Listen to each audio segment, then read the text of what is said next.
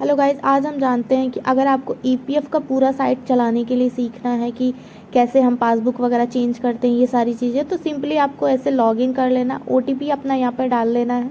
OTP हम डाल लेते हैं। पहले पहले यहाँ पे कैप्चा भी रहता था, जो कि अभी प्रेजेंट टाइम में हटा दिया गया है। ओनली आपको ओटीपी से लॉगिन करना रहेगा।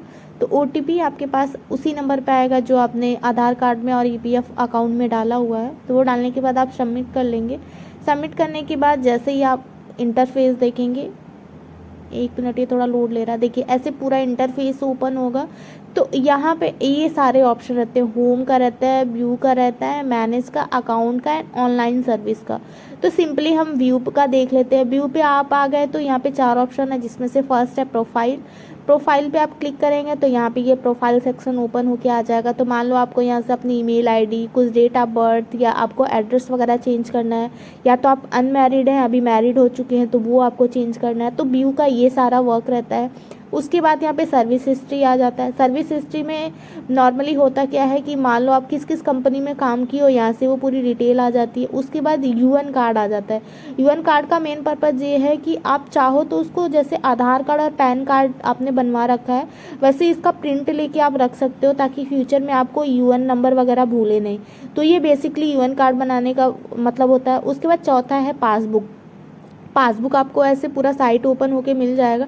तो यहाँ से आप अपना अपना यूएन नंबर और पासवर्ड डाल के देख सकते हैं कि आपके अकाउंट में कितना पेंशन है, कितना एम्प्लॉयर का पैसा है, कितना आपका पैसा है। तो ये पासबुक का रोल है। उसके बाद मैनेज में आ जाते हैं। यहाँ पे जॉइंट डिक्लेरेशन का दिखा रहा है, जिसके बारे में मुझे ज़्यादा आइडिया है नहीं, तो मैं इसके बारे में आपको नहीं बताऊँगी, क्योंकि मैं कुछ भी गलत आपको चीज़ें नहीं बताना चाहती। तो इसके बारे में आइडिया है नहीं, क्या होता है, क्या करते हैं। तो ये बस ऐसे देख लेते हैं कि ये ऐसा कुछ दिखा रहा है इंटरफेस, बट इसको हम इग्नोर करते हैं, हमारे काम की चीज़ नहीं है। उसके बाद आ जाता है कॉन्टैक्ट डिटेल। कॉन्टैक्ट डिटेल में बेसिकली ये होता है कि मान लो आपको फ़ोन नंबर, अपना अकाउंट, ये ईमेल आईडी, ये सारी चीज़ें चेंज करनी है। तो ये 2 चीज़ें आप यहीं से चेंज कर सकते हो अकाउंट डिटेल से। यहाँ पे फ़ोन नंबर, मान लो आपने आधार में अपना फ़ोन नंबर चेंज किया है, तो यहाँ पे भी आपको चेंज करना पड़ेगा। तो या तो आपका फ़ोन नंबर खो गया है तो भी आप चेंज करना चाहें तो यहाँ से कर सकते हैं। उसके बाद ईमेल आईडी आप यहाँ से चेंज कर सकते हैं। मान लो आपने पुराना ईमेल आईडी, आपसे पासवर्ड वगैरह भूल गया, आपने न्यू बनाया है, तो यहाँ से चेंज कर सकते हैं, ताकि कोई भी इन्फॉर्मेशन रहे तो आप तक पहुँच सके। कोई फ्रॉड हो तो आपकी ईमेल आईडी और नंबर पे पहुँच सके, इसलिए यहाँ पे फ़ोन नंबर वगैरह अपडेट रखना चाहिए। उसके बाद आ जाता है केवाईसी। केवाईसी मोस्ट इंपॉर्टेंट है। अगर मान लो आपको बैंक पासबुक चेंज करना है, पैन कार्ड चेंज करना है, अपना पासपोर्ट वगैरह चेंज करना है, तो यहाँ से ईजिली कर सकते हो। बैंक नंबर आप यहाँ आपको डालना रहेगा। उसके बाद आपके मतलब जो कंपनी में आप काम कर रहे हो वहाँ पे जाएगा, ईजिली वो लोग वेरीफाई कर देंगे। तो बैंक पे आप क्लिक करेंगे, यहाँ पे अकाउंट नंबर डालिए, फिर उसको दोबारा अकाउंट नंबर डालिए और आईएफएससी डाल के यहाँ पर टिक करिए और सेव कर दीजिए। तो आपके कंपनी के पास ये पूरा इन्फॉर्मेशन पहुँच जाएगा, वहाँ से वो अप्रूव कर देंगे। तो आपका न्यू अपडेटेड यहाँ पे बैंक अपडेट हो जाएगा। मान लो आपने बैंक वगैरह अपडेट किया, आपको देखना है कि रिजेक्ट हो गया, अभी तक अपडेट नहीं हुआ, तो नीचे आप केवाईसी पे आएंगे, नीचे स्क्रॉल करेंगे, आपको सारी डिटेल मिल जाएगा। नीचे स्क्रॉल करना रहेगा सिंपली। जैसे यहाँ पे मेरा रिजेक्ट दिखा रहा है, यहाँ पे आपको दिखा दीजिएगा कि अप्रूवल का क्या चल रहा है सीन। और उसके बाद अगर रिजेक्ट हो गया तो नीचे रिजेक्ट का ऑप्शन दिखा देगा, और रिमार्क जो है वहाँ पे दिखा देगा कि किस रीज़न की वजह से ये रिजेक्ट हुआ है, या किस रीज़न की वजह से ये अभी अप्रूव नहीं हुआ है। ये सारी चीज़ें आपको यहाँ नीचे दिखा देगा। तो यहाँ से आप चेक कर सकते हैं कि रिमार्क में क्या है, क्या अपडेट चल रहा है। तो ये हो गया आपका पूरा केवाईसी का प्रोसेस। उसके बाद हम आ जाते हैं ई नॉमिनेशन में। ई नॉमिनेशन में बेसिकली होता क्या कि मान लो अभी आप इस कंपनी में काम कर रहे हो, ये ईपीएफ आपके नाम पे, आप पैसे मतलब अभी निकाल नहीं रहे हो, विड्रॉ वगैरह नहीं कर रहे हो, और आप चाहते हो कि आपके मरने के बाद ये पैसे, मतलब सही चीज़ है कि मरने के बाद ये पैसे कि अब मेरे नॉमिनी को मिले। तो यहाँ से आप इंटर न्यू नॉमिनी करके आप यहाँ से नॉमिनी वगैरह ऐड कर सकते हो, ताकि आपके ना होने पे वो पैसे आपके नॉमिनी को मिल जाए जिसका नाम आपने डाला है। फिर यहाँ पे मार्क एग्जिट आ जाता है। मार्क एग्जिट का बेसिकली वर्क ये रहता है कि मान लो आप कंपनी छोड़ दी हो, यहाँ से खुद एग्जिट रखना चाहते हो, एग्जिट कर सकते हो। तो इससे ये रहेगा कि पेंशन वगैरह का पैसा आपको तुरंत मिल जाएगा। तो ये हमारा काम नहीं रहता, वो तो जैसे ही आपने छोड़ दिया तो ईजिली यहाँ पे अपडेट हो जाता है कि आपने कंपनी छोड़ दिया है। तो इसका कोई काम नहीं है। जॉइंट डिक्लेरेशन और मार्क एग्जिट हमारे काम की चीज़ नहीं है, ये छोड़ दीजिए। और मुझे इसके बारे में डीप नॉलेज नहीं है, तो मैं इसके बारे में ज़्यादा बताना नहीं चाहूँगी, क्योंकि कुछ भी गलत बताओ तो वो गलत इन्फॉर्मेशन हो जाता है। जो हमारे काम की चीज़ है, जो दूसरे पे डिपेंडेंट ना रहे, वो चीज़ें हम यहाँ पे ज़रूर डिस्कस करेंगे। तो बाकी जो हमारे काम की चीज़ है वो मैंने सारी चीज़ आपको बता दिया है। उसके बाद अगर आपको लगता है कि हमें मतलब जॉइंट डिक्लेरेशन या मार्क एग्जिट के बारे में जानना है तो आप ज़रूर बताइएगा।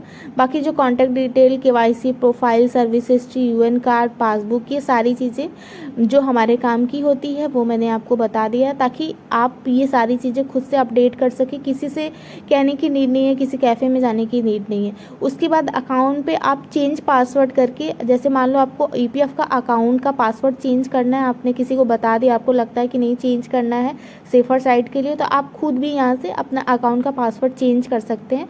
और वैसे भी जो ईपीएफ का साइट है वो ऑटोमेटिक चेंज कराता रहता है। उसके बाद हमारा मोस्ट इंपॉर्टेंट आ गया ऑनलाइन सर्विस। यहाँ 4 ऑप्शन रहता है। पहला है क्लेम का, इसमें फॉर्म 31, 10 और 19 करके ऐसे समथिंग दिखाता है। तो ये हमारे क्लेम की चीज़ है। मान लो अगर आपको पैसे विड्रॉ करने हैं तो यहाँ से आपको क्लेम के थ्रू आप यहाँ से क्लेम कर सकते हैं। तो चलिए हम ये जान लेते हैं कि क्लेम कैसे करते हैं। वैसे मेरे बहुत सारे वीडियो पड़े हैं, बट यहाँ पे अगर हम सारी चीज़ें कवर कर रहे हैं तो इसको भी कवर कर लेते हैं। तो यहाँ पे अपना बैंक अकाउंट डालेंगे। जैसे हमने केवाईसी में बात किया कि जो बैंक अकाउंट आपका रहेगा वही बैंक अकाउंट आपको यहाँ पे डालना रहेगा। उसके बाद वेरीफाई कर देंगे। वेरीफाई जैसे कर देंगे, नीचे स्क्रॉल, यहाँ पे एस करेंगे, नीचे स्क्रॉल करेंगे, आप यहाँ पे प्रोसीड फॉर ऑनलाइन क्लेम कर देंगे। थोड़ा वेरीफाई कर रहा है। उसके बाद यहाँ पे ऑप्शन दिखाएगा पीएफ एडवांस। बहुत सारे लोगों में 3-4 ऑप्शन रहता है, बट मेरे केस में पीएफ एडवांस है। बहुत लोगों में only PF, only pension something रहता है। तो हम यहाँ पे पीएफ एडवांस 31 ले लेंगे। इसको जैसे ही क्लिक करेंगे, क्लिक करते ही आपका ये नीचे स्क्रॉल करिए, देखिए ऑनलाइन सर्विस। यहाँ पे जिस कंपनी में आप काम किए हैं उस कंपनी का पीएफ अकाउंट दिखेगा। तो जिस कंपनी में करंट में आप काम कर रहे हैं उसमें पैसे ज़्यादा होंगे तो आप निकाल सकते हैं, या आपको आइडिया होगा कि जिस कंपनी में आपने ज़्यादा वर्क किया है उसमें ज़्यादा पैसे गए होंगे, तो उस कंपनी का आप यूएन नंबर सेलेक्ट करके आप पैसे निकाल सकते हैं। तो ये यहाँ पे सेलेक्ट करना रहेगा, सेलेक्ट कर लेंगे आप। अगर आपने एक ही कंपनी में काम किया तो एक ही दिखाएगा, जैसे कि मेरे केस में है। उसके बाद यहाँ पे आपसे रीज़न पूछेगा कि किस रीज़न के बिहाफ पे ये पैसे आप विड्रॉ कर रहे हैं। तो यहाँ पे मल्टीपल रीज़न दिखाएगा। ये जो रेड है उसमें भी दिखाएगा। जैसे मेरा इनलेस अभी नहीं दिखा रहा है क्योंकि मैंने अभी विदिन 1 वीक पहले ही पैसे विड्रॉ किए थे।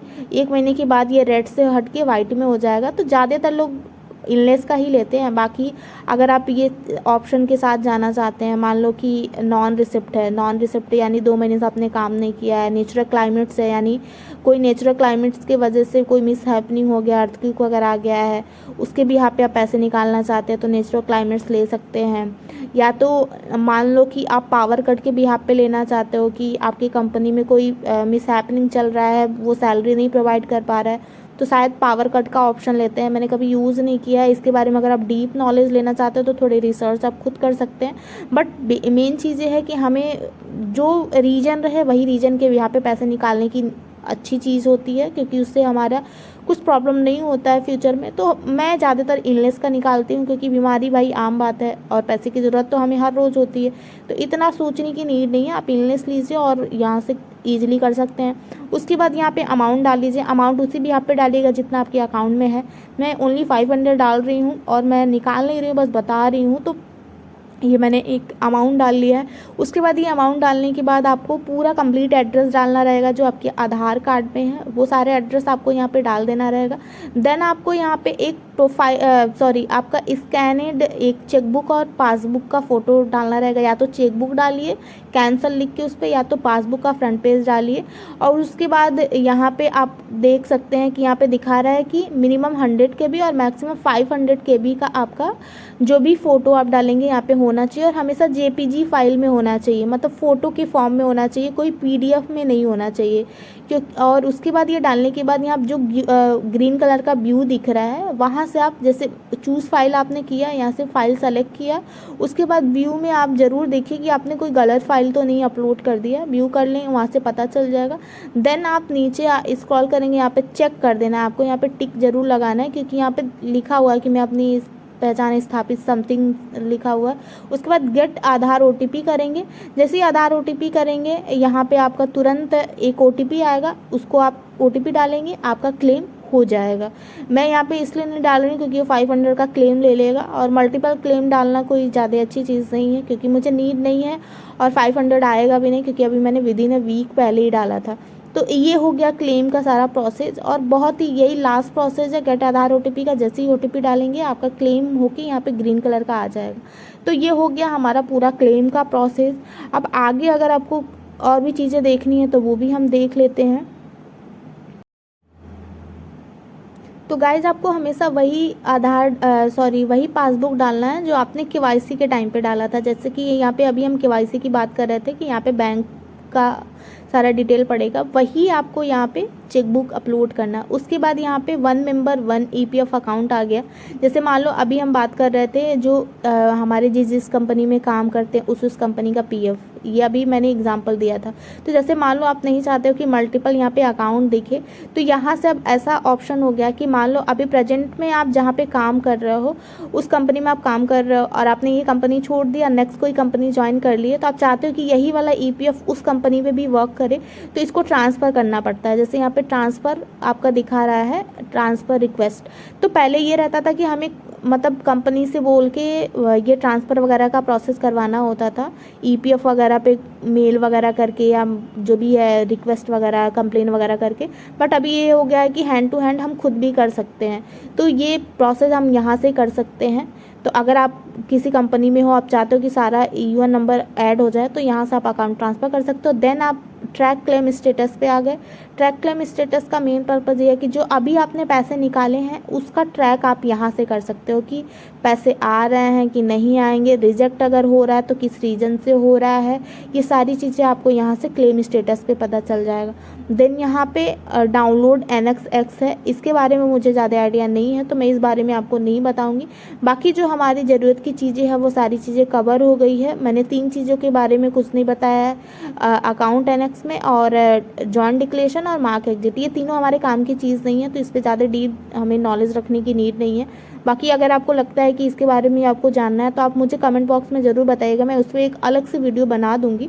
बट हमारे काम की जो चीज़ है जैसे अकाउंट ऐड करना, अपना फ़ोन नंबर अपडेट करना, KYC करना, नॉमिनेशन डालना, ये सारी चीज़ें जो हमारे नीड की चीज़ है वो मैंने सारी कवर कर दी है। और ये सारी चीज़ें खुद से करना बहुत ज़्यादा ज़रूरी है क्योंकि फ्रॉड चलता है, आपको कहीं और डिपेंडेंट होने की नीड नहीं है। खुद से ये फाइनेंस की चीज़ें हैं तो खुद से करने में ज़्यादा ही हमारी भलाई है, क्योंकि आजकल बिना OTP के ही फ्रॉड हो जाता है। हमारे आधार कार्ड से इतने सारे फ्रॉड हो जा रहे हैं, इसलिए आधार कार्ड का हम मतलब आधार कार्ड शेयर करने में हमें डर लगता है।